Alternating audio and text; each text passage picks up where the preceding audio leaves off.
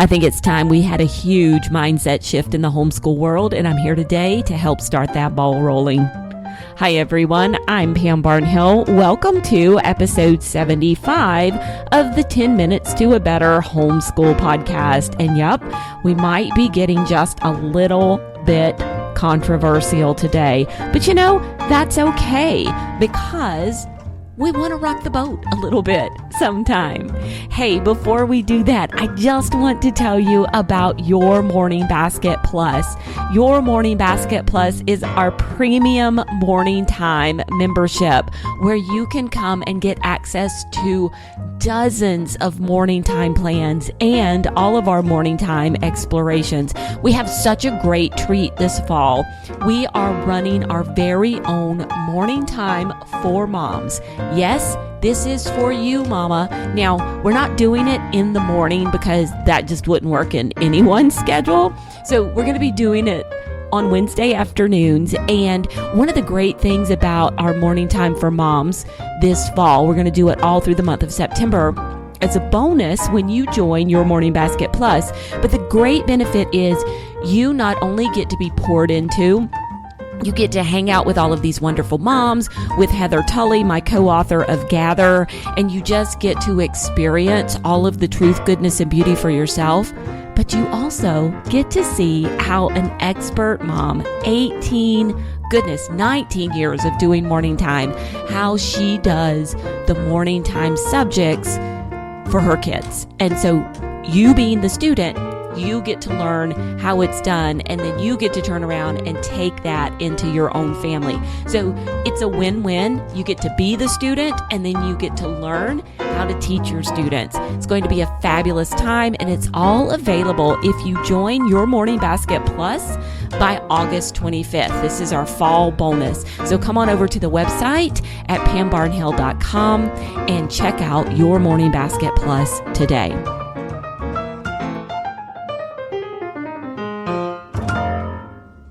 Okay, enough about that. Let's talk about a little bit of maybe controversy, but I really want to challenge you to start taking your subjects that you do in your homeschool and dividing them into two camps.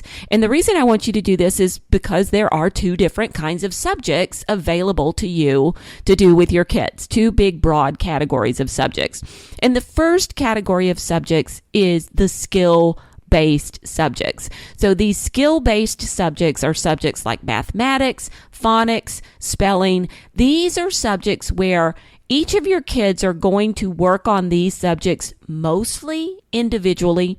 They're going to move at their own pace, and they really need to enter into this subject at the beginning of a set of knowledge. So anytime somebody starts learning math, I won't say 100%, but 99.9% of the time, they start with things like counting. And then they learn one-to-one correspondence. And then they move on to other mathematical concepts. And finally, they get into things like addition and then subtraction and multiplication and division. And you can see this set pattern that almost everyone follows when it comes to mathematics. And there can be some variation in there. But for the most part, there's a beginning and you move forward in this kind of sequential logical pattern of developing this skill. The same thing happens with phonics for the most part. I mean, obviously, sometimes we have these kids who make these big, huge strides and just seem to learn to read overnight. But for most children, really, they kind of plug along learning one concept and move on to the next. The same thing comes with handwriting and learning to form letters and composition as well. You start putting words together to make sentences, and you develop those sentences, and then you move on to paragraphs and different things. So these are our skill-based subjects, and they are very important in our homeschool because they are the foundational subjects that all other subjects are built upon. You've got to learn to read before you can read to learn. You have to learn computation before you can move into algebra. And so these are the foundational subjects, and these are the ones that our kids are going to work on by themselves. Now, here's something I want you to think about with these subjects. You can make great progress with these subjects. This is just a bonus tip. working very consistently and diligently for just a few minutes a day, especially with very young children. So you're going to start off with your 6-year-old with 5 to 10 minutes of math each day and 5 to 10 minutes of phonics. And it's way more important to do that consistently every day of the week, or, however many days a week you school, whether that be 4 or 5. Keep going, keep working on it consistently, and you're going to make great progress with that. So don't continue that lesson until that poor 6-year-old is beating his head against the wall, because by that point you've lost him. That's another podcast, just a bonus tip. Okay, so those are our skill-based subjects, very important subjects, but there is this whole other family of subjects out there that we call content area subjects. And content area subjects are subjects like history and science and literature and all of your fine arts and artistic appreciation kinds of subjects. Here is the most important thing that I'm going to say. This is what I want you to know about these particular subjects. They do not have a set beginning point.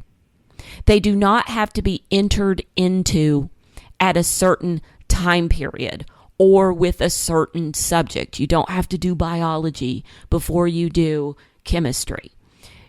You do not have to do that. You have so much more flexibility when it comes to studying these subjects. And the younger your kids are, the less necessary these subjects are.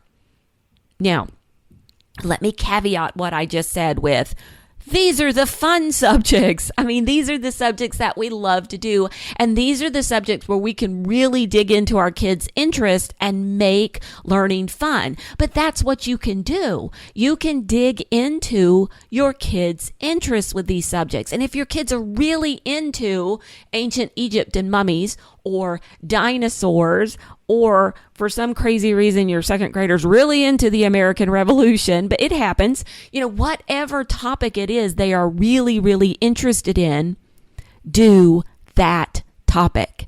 Deep dive into that topic. Study that topic until everybody is just absolutely sick of it and ready to move on to something else, and then move on to something else.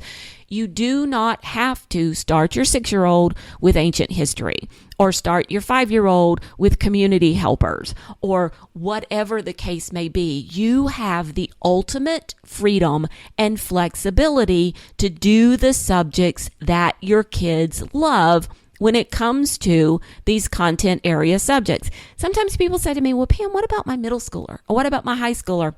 Yeah, we keep doing that in middle school and high school as well. Last year, we studied botany at my kids' request. 2 years ago, we did a whole deep dive into mythology.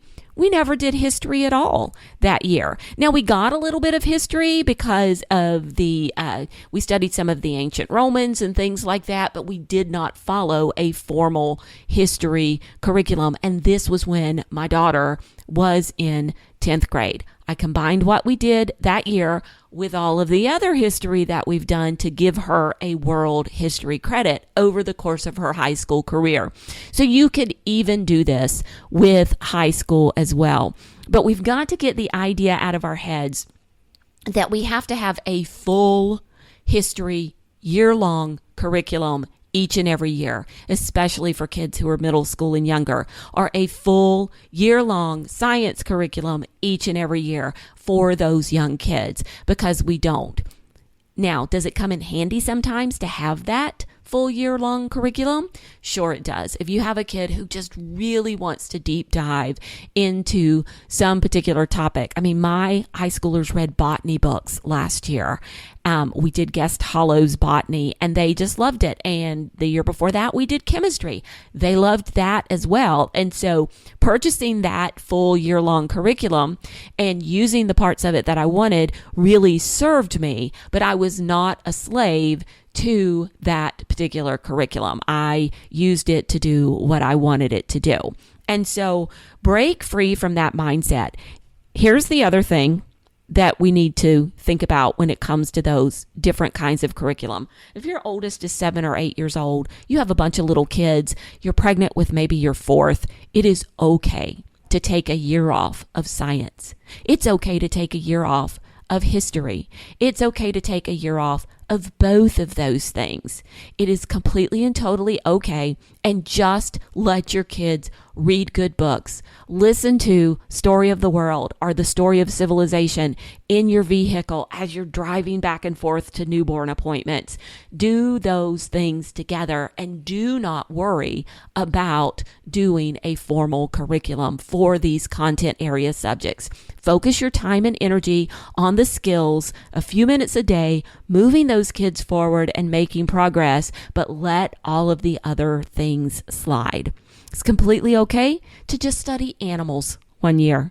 You'll learn so much geography, probably a little bit of history, and lots of science and nature just by studying those animals. So do what your kid enjoys, have fun with it, and start separating out those two different kinds of subjects in your mind, and embrace the freedom that comes with homeschooling.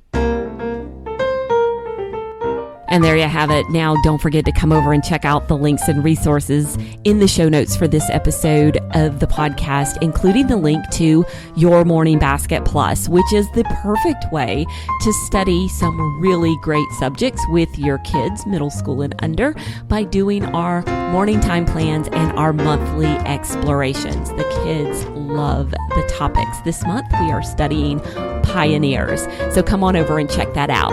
Those are at pambarnhill.com/TMBH75, and be sure to get in on that bonus. I'll be back again in a couple of weeks with another great homeschooling podcast. Until then, keep on homeschooling.